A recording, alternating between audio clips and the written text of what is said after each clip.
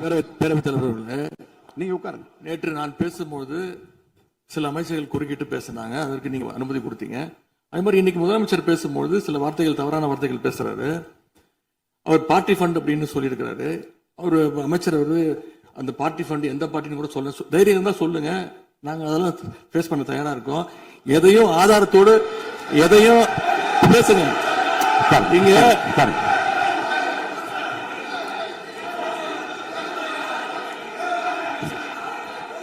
அது மாதிரி பேரவைத் தலைவர் அவர்களே, நேற்று நான் பேசி முடிஞ்சோடனே நீங்க அவை முடிஞ்சிருச்சுன்னு சொல்லிட்டீங்க. நாங்கெல்லாம் வீட்டுக்கு போயிட்டோம். வீட்டுக்கு போய் டிவி போட்டு பார்த்தா அங்க இன்னொரு அமைச்சர் இன்னும் பதில் சொல்லிட்டே இருந்திருக்கிறாரு. அதற்கெல்லாம் நாங்க இப்ப என்ன பதில் இது, என்ன மரபு இது? நீங்க இப்ப பேசிக்கிட்டே இருப்பீங்களா? நாங்க அதை பார்த்துக்கிட்டே இருக்கணுமா? அதே மாதிரி இன்னைக்கு முதலமைச்சர் அவர்கள் பேசும்போது நாங்களும் அமைதியா கேட்டுட்டு தான் இருந்தோம். ஆனா சில கருத்துக்கள் அவர் பேசும்போது அதை நாங்க அனுமதிக்க முடியாது.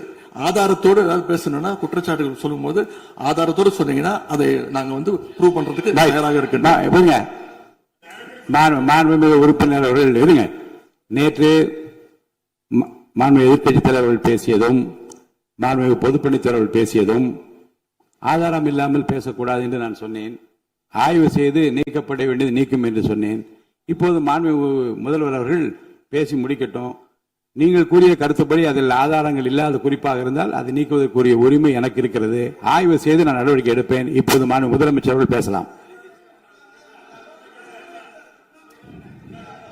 இந்த டாஸ்மாக் மாதிரியே பல டிபார்ட்மெண்ட்லயும், மறுபடியும் சொல்றேன், கட்சி நிதின்ற பேர்ல அடிச்ச கொள்ளைய ஒன்னா கவர்மெண்டோட கஜானாக்குள்ளேயே கொண்டு சேர்த்துக்கிட்டே இருக்கிறாங்க.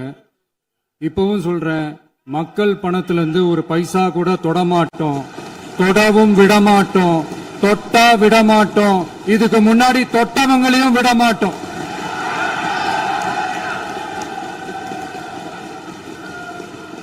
ஒவ்வொரு ஊழலா வெளியில வரும் போலயே, ஒவ்வொரு வேஷமா கலைஞ்சிரும் போலயே இங்க இருக்கிற நிறைய பேரு நடுங்கி போய் இதுல நம்ம மேல அவதூறு வேற. இப்ப புதுசா ஒரு வெப்பன் ஒண்ணு கொண்டு வந்திருக்காங்க. அது என்ன தெரியுமா? அவங்க தயவால தான் நம்ம ஆட்சி நடக்குதாம். மக்கள் தயவால இந்த ஆட்சி நடந்துகிட்டு இருக்கு.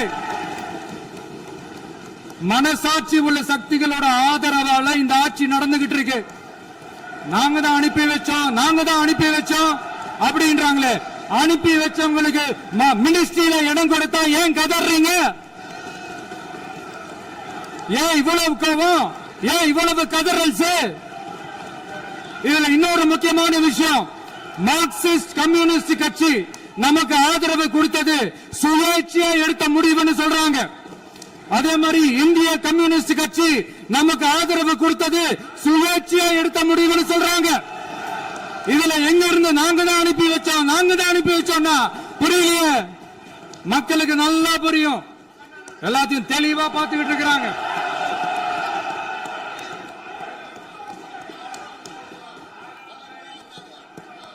முதலமைச்சர் கண்டினியூ பண்ணலாம். மாண்பு முதலமைச்சர்.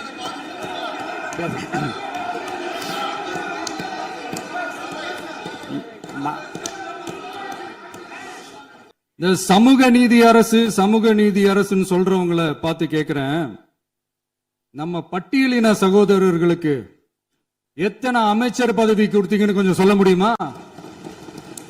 ஆனா நம்மளுடைய அரசுல 8 அமைச்சர் பதவிகள் யாருக்கு? நம்ம பட்டியலின சகோதரர்களுக்கு. எல்லாம் நம்ம அண்ணன், நம்ம தம்பி, நம்ம தங்கச்சிங்க. அண்ணல் அம்பேத்கர் அவர்களுடைய கிட்டத்தட்ட 100 ஆண்டு கால கனவு இப்ப நிறைவேறி இருக்கு. நான் ஏன் கொஞ்சம் சவுண்டா பேசுறேன் அப்படின்னா அவங்களுக்கு கேட்கணுன்றதுக்காக தப்பா எடுத்துக்காது. அதே மாதிரி பெண்களோட பாதுகாவலர் நாங்க தான் அப்படின்னு சொல்லிக்கிறவங்களை கேட்கிறேன், எத்தனை பெண்களுக்கு அமைச்சர் பதவியில இடம் கொடுத்தீங்க கொஞ்சம் சொல்ல முடியுமா? எங்க அரசுல 4 சகோதரிகளுக்கு அமைச்சர் பதவி கொடுத்திருக்கிறோம்.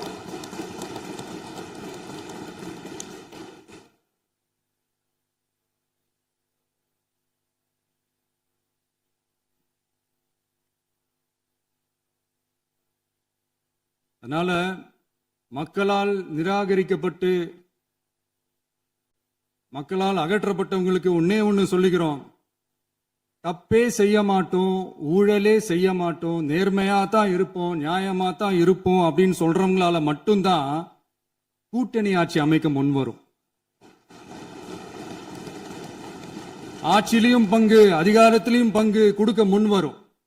ஊழல்லையே ஊறி போனவங்களால இந்த கூட்டணி ஆட்சியோ ஆட்சியிலையும் பங்கோ அதிகாரத்திலையும் பங்கு கொடுக்க முன்வராது. மெஜாரிட்டி இருந்தாலும் தரமாட்டாங்க, மெஜாரிட்டி இல்லைனாலும் தரமாட்டாங்க. கேட்டா ரெடிமேடா ஒரு பதில் ஒண்ணு வச்சிருப்பாங்க, கூட்டணி ஆட்சியை மக்கள் விரும்ப மாட்டாங்கன்னு. அதே மக்கள் தான் இப்ப அவங்கள பார்த்து சிரிக்கிறாங்க. நான் பதவியேற்ற அன்னைக்கு கொஞ்சம் டைம் அவகாசம் கேட்டேன்.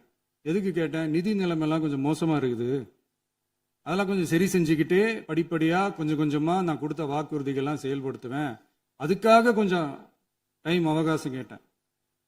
நான் ஏதோ வேற எதுக்காகவோ வேற யாருக்காகவோ ஏதோ அவகாசம் கேட்ட மாதிரி.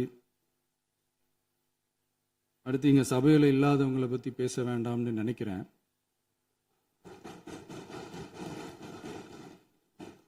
இங்க நம்மளை பத்தி அவதூறு பரப்புறதோட மட்டும் இல்லாம இப்ப நம்ம மக்கள் மேலேயும் அவதூறு பரப்ப ஆரம்பிச்சிட்டாங்க.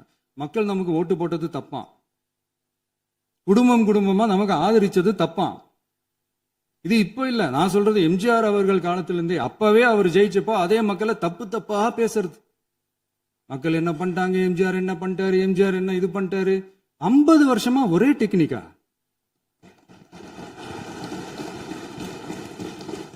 டெக்னாலஜி எல்லாம் மாறி வேற எங்கேயோ போயிட்டு இருக்கு பஸ்.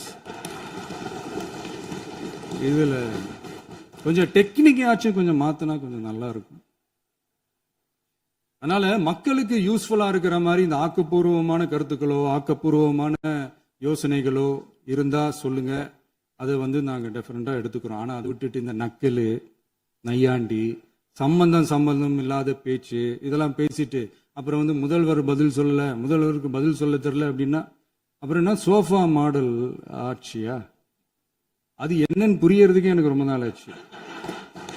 இந்த sofa set, table chair, teapoy, furniture பிசினஸ்லாம் வேற எங்க வெளியில போய் பண்ண சொல்லுங்க.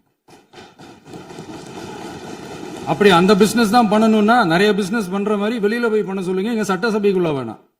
அதனால ஆக்கப்பூர்வமான கருத்துக்கள் இருந்தா சொல்லுங்க, டெஃபினட்டா அது சரியா இருந்தா நாங்க ஏத்துக்கிறோம். எனக்கு ஒரு குட்டி கதை ஒண்ணு ஞாபகம் வருது, சொல்லாமா? ஒரு ஊர்ல ஒரு பெரியவர் வெயில் ரொம்ப ஜாஸ்தியா இருக்குன்னு சொல்லிட்டு கண்ணுக்கு மேல கை வச்சுக்கிட்டு இப்படி சுத்தி முத்தி தேடிக்கிட்டு இருந்தாராம். அப்ப கூட இருந்த ஒரு சின்ன பையன் என்ன தேடுறீங்க அப்படின்னு கேட்டானா. அதுக்கு அந்த பெரியவர் சொன்னாரா, அது ஒண்ணு இல்ல தம்பி, உங்க அப்பா இங்கதான் இருப்பாருன்னு சொன்னாங்க, அதான் தேடிக்கிட்டு இருக்கேன். எங்க உங்க அப்பாவையா காணோம்?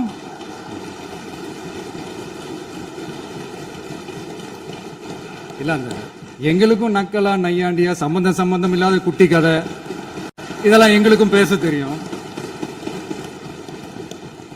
அந்த கதையில பெரியவர் அப்படி சொன்னாராம், தப்பா எடுத்துக்காதீங்க. அந்த கதையில பெரியவர் அப்படி கேட்டாராம்.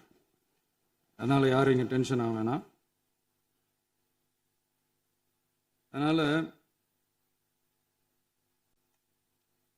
இன்னொரு இந்த என்னுடைய உரையை முடிக்கிறதுக்கு முன்னாடி போயிட்டாங்க, பேசலாமா? உங்க கருத்துக்களை நீங்க முழுமையாக மன நிறைவோடு பேசலாம். டிவியில பார்ப்போம். சரி, அதான் 5 நிமிஷம் பேசுனதுக்கே கொலத்தூரி இந்த ஆட்டம் ஆயிடுச்சு. பேசுனா அப்புறம் என்ன பண்றது? கடைசியா நான் இந்த உரையை முடிக்கிறதுக்கு முன்னாடி ஒரு முக்கியமான ஒரு விஷயம் பத்தி சொல்லணும். ஆளுநர் உரை அன்னைக்கு இந்த தமிழ் தாய் வாழ்த்துக்கு அப்புறம் தேசிய கீதம் பாடினது தப்பு, தேசிய கீதம் 2 முறை பாடினது தப்பு,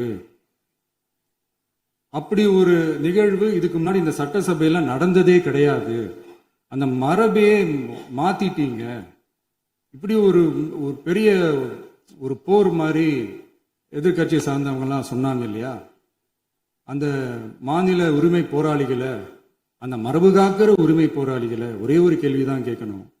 2021 ஆகஸ்ட் 2 ஞாபகம் இருக்கா?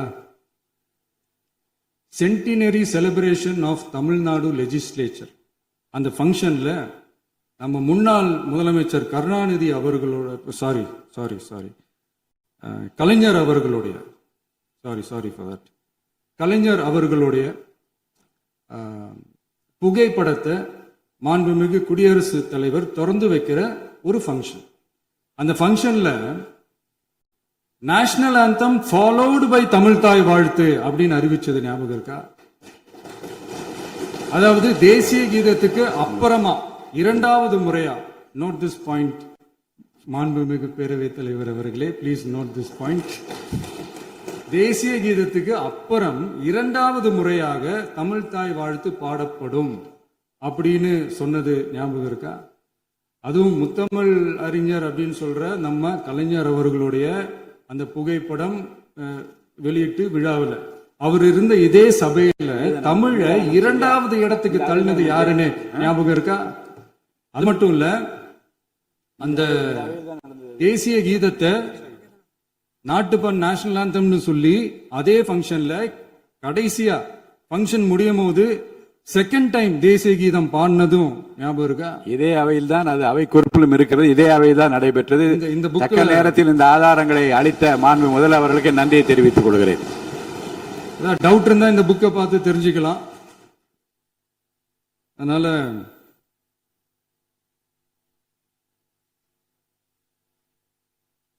இதெல்லாம் கேட்டா என்ன சொல்லுவாங்கன்னா, அது ஜனாதிபதி கலந்துகிட்ட ஃபங்க்ஷன், அதெல்லாம் அப்படிதான், அதெல்லாம் கண்டுக்க கூடாது அப்படின்னு சொல்லுவாங்க. இதே மாதிரிதான் பேசுறது ஒண்ணு, செய்யறது ஒண்ணு, பேசுறது ஒண்ணு. இதெல்லாம் மக்கள் பார்த்துக்கிட்டு இருக்காங்க. எலெக்ஷனுக்கு முன்னாடி தான் அப்படி செஞ்சுக்கிட்டு இருந்தாங்க. இப்போ எலெக்ஷனுக்கு அப்புறம் அதே தான் செய்யறாங்க. இந்த விஜயையும் சாமானியர்களின் உண்மையான சமூக நீதி அரசையும் அவமானப்படுத்துறதுக்கு தான் அவங்களோட அந்த பொலிட்டிக்கல் சீனியாரிட்டி அது பயன்படுத்துது போல. சரி, செய்யட்டும், நல்லா செய்யட்டும். இப்போ ஆனாலும் நம்மளுடைய மாநில உரிமை, மொழி உரிமை, உத்தம உத்தரர் போல வேஷம் போடுற எதிர்கட்சிக்கு ஒன்றை மட்டும் ஆணித்தரமாக சொல்றோம். உங்களை மாதிரி தமிழ்னு சொல்லிக்கிட்டு, மொழி, பண்பாடு, கலாச்சாரம்னு சொல்லிக்கிட்டு ரெட்டை வேஷம் போடுறவங்க நாங்க கிடையாது. உலகெங்கும் வாழும் என் தமிழ் சொந்தங்களுக்கு நம்முடைய உத்தரவாதம் தமிழ் தான் எங்க உயிர் நாடி அப்படின்றத மறக்க மாட்டோம். இப்பவும் சொல்றோம், மாநில உரிமையில எப்பவும் உறுதியா இருப்போம். அதே சமயத்துல அரசியல் வேற, ஒன்றிய மாநில அரசுகளுக்கு இடையே இருக்கிற நிர்வாக அணுகுமுறை வேற. இதுல நாங்க ரொம்ப தெளிவா இருக்கிறோம். அதனால எங்களுக்கு பாடம் எடுக்கிறதா நினைச்சுக்கிட்டு உங்க வேஷத்தை நீங்களே கொஞ்சம் கொஞ்சமா கலைச்சிக்கிட்டே வர்றீங்க, மறந்துடாதீங்க. அப்புறம் நேத்து எதிர்கட்சி தலைவர், மாண்புமிகு எதிர்கட்சி தலைவர் பேசும்போது நிறைய பேசினாங்க. அதுல ஒண்ணு மட்டும், அரசு சொல்றதா நினைச்சுக்கிட்டு நம்மளை இன்டைரக்டா ஈவில் அப்படின்ற அந்த வார்த்தையை யூஸ் பண்ணாங்க. எனக்கு ஒண்ணுதான் சொல்லணும்னு தோணுது. ஈவில்ஸ்னு டெவில்ஸ் பேசக்கூடாது.